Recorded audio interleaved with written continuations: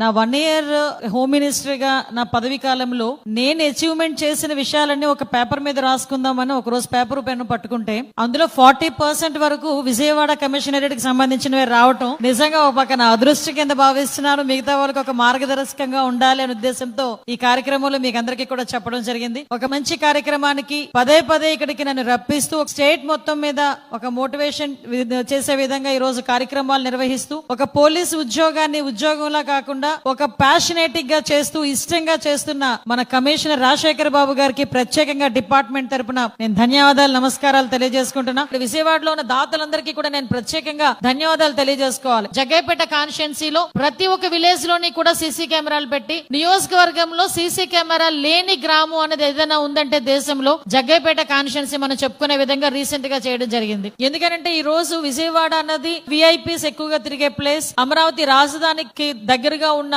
మన విజయవాడ కమిషనరేట్ ఎక్కువ మంది వచ్చి వెళ్లే ప్రదేశం. కంపల్సరీగా ఇక్కడ క్రైమ్ అనేది మనం చాలా కంట్రోల్లో ఉంటేనే రేపొద్దున వచ్చే పెట్టుబడులు కూడా ఇక్కడికి వచ్చే పరిస్థితి కనిపిస్తా ఉంది. దానిలో భాగంగానే ఈ రోజు సుమారుగా మన విజయవాడ కమిషనరేట్ లో 4500 కెమెరాలు, టెంపుల్స్ దగ్గర only 1000 cameras, at the same time మన గవర్నమెంట్ పెట్టినవి 2000 కెమెరాస్, ఓవరాల్ గా 7500 కెమెరాలు విజయవాడ కమిషనరేట్ లోనే ఉండడం నిజంగా ఇది first time in the history. Drones కూడా అరౌండ్ 28 డ్రోన్స్ ఉన్న కమిషనరేట్ కూడా విజయవాడ కమిషనరేట్ ఈ రోజు నిజంగా గూగుల్లో కూడా ఎతికినా కూడా సీసీ కెమెరాలు ఫుల్ ఫ్లెజ్డ్ గా ఉన్న కమిషనరేట్ ఏదైనా కంట్రీలో ఉంది అంటే అది విజయవాడ కమిషనరేట్ చెప్పుకోవడానికి ఈ రోజు మనందరం కూడా గర్వపడాలి. దీనికి ప్రత్యేకంగా సహకరించిన మా ఎమ్మెల్యేలందరికీ కూడా పేరు పేరున నేను ధన్యవాదాలు తెలియజేసుకుంటున్నా.